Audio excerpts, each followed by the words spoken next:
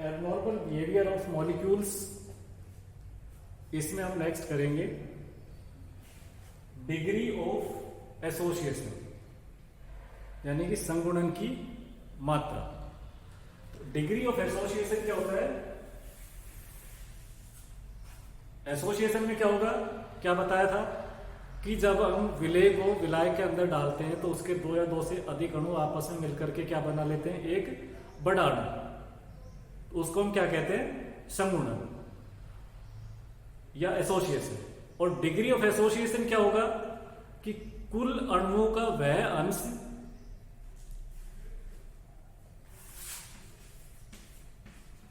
कुल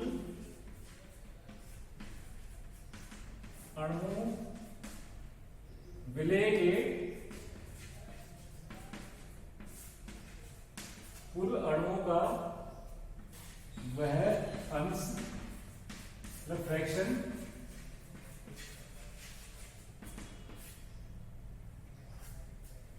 जिसका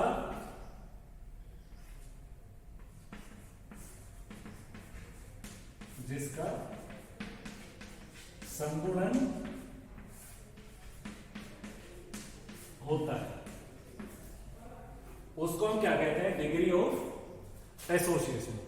कि कुल अणु कितने थे और उसमें से कितने अणु थे, उसका कितना अंश फ्रैक्शन जिसका क्या हुआ, एसोसिएशन हुआ, तो उस फ्रैक्शन को हम क्या कहेंगे, डिग्री ऑफ एसोसिएशन। जैसे एसिटिक एसिड है,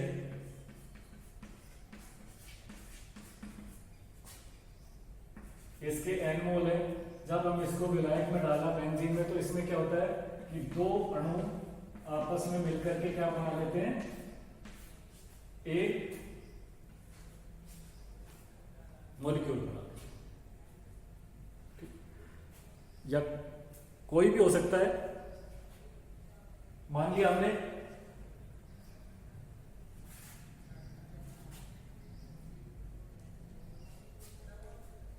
प्रारंभ में हमने इसके कितने लिए, कितने मोल है, इसका कितना फ्रैक्शन है,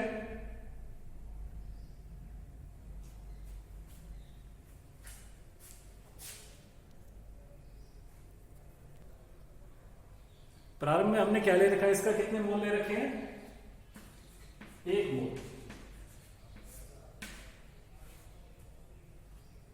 तो इसके मोलों की संख्या कितनी होगी, 0, क्योंकि प्रारंभ में तो एसोसिएशन नहीं हुआ। साम्य अवस्था में जब एसोसिएशन हो जाता है, साम्य में, तो संगुणित अणुओं का अंश फ्रैक्शन कितना है, मान लिया हमने x, तो एक मोल में से कितने फ्रैक्शन, कितना मोल उसका संगुणन हो गया, x का। तो ये असंगुणित अवस्था में कितने बच गए, 1 - x। और संगुणित कितने होंगे, x/n। तो अब तो ये प्रारंभ में कितने थे हमारे, 1 मोल, साम्य में कितने बचेंगे, एसिटिक एसिड के जो असंगुणित रहेंगे 1 - x, और संगुणित मोल कितने होंगे, x/n।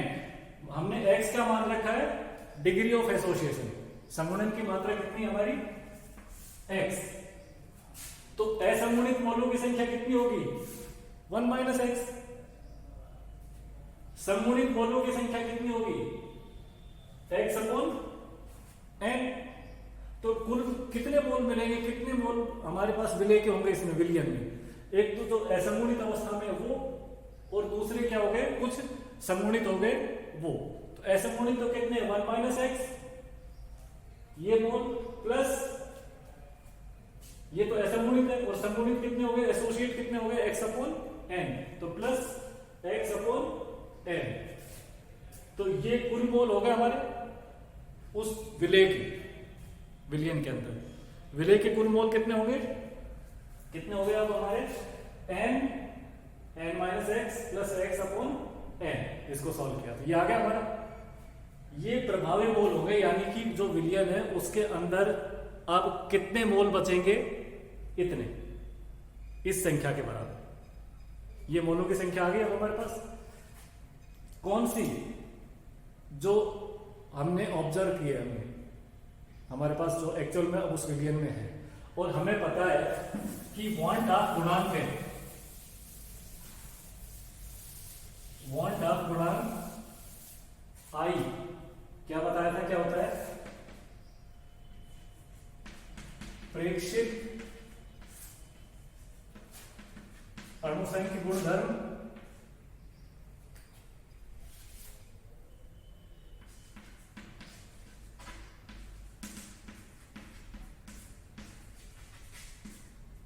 बटे अपेक्षित, कैलकुलेट।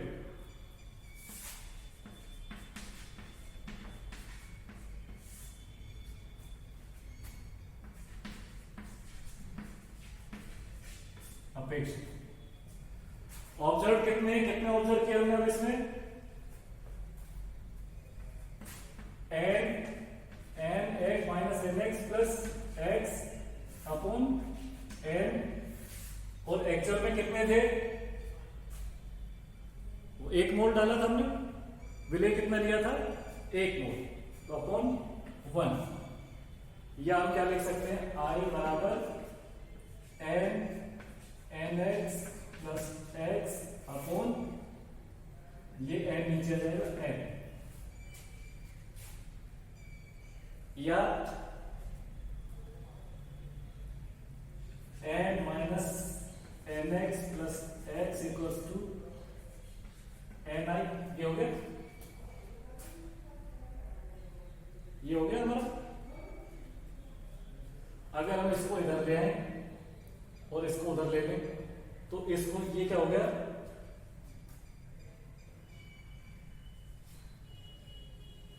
या इसको हम क्या लिख सकते हैं, X minus N X, sorry N X minus X equals to N minus N I, ये हो गया। तो क्या है हमारा ये,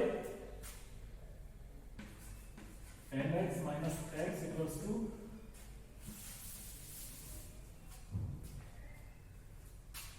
एन माइनस एन, या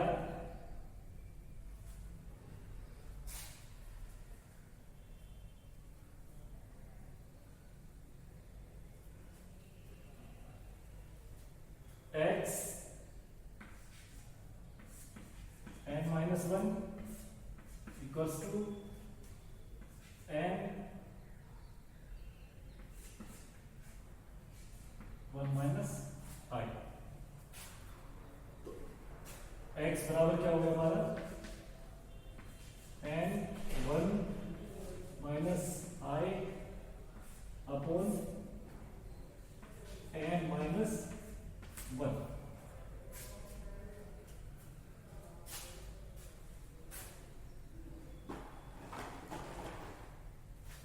तो ये किसकी वैल्यू हो जाएगी, इससे हमारे डिग्री ऑफ, क्या आ गया ये, एक्स क्या है, डिग्री ऑफ एसोसिएशन। अगर विलेय का एसोसिएशन होता है तो कितना उसका एसोसिएशन हुआ, कितने डिग्री एसोसिएशन हुआ, उसका कैलकुलेशन हम किस तरीके से, इस तरीके से कर लेंगे। अब इसमें नेक्स्ट है डिग्री ऑफ डिसोसिएशन, अभी तो एसोसिएशन किया था, अब है degree of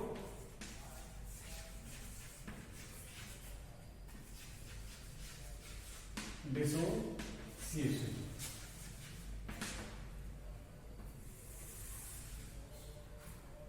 degree of dissociation क्या बताया था कि जब हम किसी विलेय को विलायक के अंदर डालते हैं तो उसका एक अणु 2 या 2 से अधिक कणों में क्या हो जाता है, विभक्त हो जाता है, तो इसको हम क्या कहते हैं, डिसोसिएशन। और विलेय के कुल अणुओं का वह अंश जो वियोजित होता है, डिसोसिएट होता है, उस अंश को हम क्या कहते हैं, फ्रैक्शन या डिग्री ऑफ डिसोसिएशन। उस फ्रैक्शन को हम क्या कहेंगे, वियोजन की मात्रा, डिग्री ऑफ डिसोसिएशन। जैसे KCl या NaCl, जब हम इसको जल में डालते हैं तो ये कैसे विभक्त होगा, पोटेशियम आयन और क्लोराइड आयन। मान लिया हमने इसका प्रारंभ में कितने मोल ले रखे इसके, 1 मोल प्रारंभ की बात है, तो ये 0 और वियोजन की मात्रा, संगुणन की वियोजन की मात्रा कितनी है,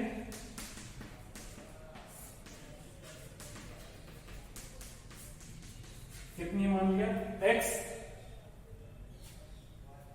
तो इसमें से या x या अल्फा कुछ भी मान लिया x है, तो 1 माइनस x, ये कितने बनेंगे x। ये कब, सान में, किसकी बात कर रहे हैं, सान। तो अवियोजित अणु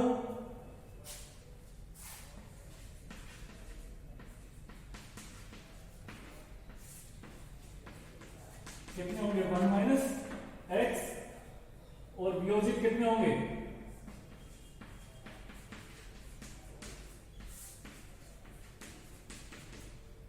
x तो पोटेशियम आयन और x क्लोराइड आयन, तो x plus x।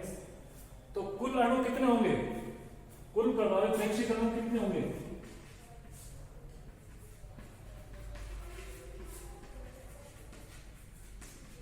1 minus x plus x plus x, ये आ गए हमारे कुल अणु। तो जो हमारे पास विलयन होगा, उस विलयन में हमें कितने कण मिलेंगे, 1 minus x plus x plus x, इतने हमें टोटल अणु, टोटल कण उस विलयन में मिलेंगे। और वांट ऑफ गुणांक हमें पता है कि आई क्या होता है, वांट ऑफ गुणांक क्या होता है कि जो प्रेक्षित मोल कितने हैं, कितने कण हैं, और अपेक्षित,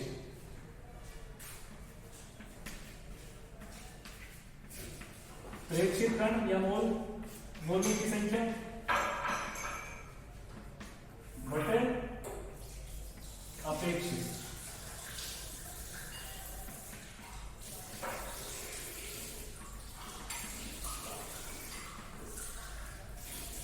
ऑब्जर्व हमें कितने मिले, कितने प्रभावी रहे उसमें, 1 माइनस एक्स प्लस एक्स, तो इसको कौन किया तो कितने आ गए, 1 माइनस एक्स। यह प्रेक्षित कितने हैं, 1 माइनस एक्स, और अपेक्षित कैलकुलेटेड कितने मूल लिए थे, 1। तो आई की वैल्यू क्या आ गई हमारी इसमें, यानी वांट ऑफ गुणांक का मान क्या होगा इसके अंदर, 1 माइनस एक्स अपॉन 1। तो ये किसके लिए होगा हमारा, जब अणु का क्या हो रहा है, इसमें वियोजन, डिसोसिएशन, तो उसके लिए जो वांट ऑफ गुणांक का मान आएगा 1 माइनस एक्स अपॉन 1, या एक्स क्या है, डिग्री ऑफ डिसोसिएशन। तो इस तरीके से हम डिग्री ऑफ एसोसिएशन और डिग्री ऑफ डिसोसिएशन को वांट ऑफ गुणांक से कैलकुलेट कर सकते हैं। अगर हमें वांट ऑफ गुणांक का मान पता है तो हम ये कैलकुलेट कर सकते हैं कि उसकी डिग्री ऑफ एसोसिएशन, यानी कि कुल अणुओं का कितना अंश है वो एसोसिएट हुआ है, और कुल अणुओं का कितना अंश है जिसका क्या हुआ है, डिसोसिएशन हुआ है। Thank you.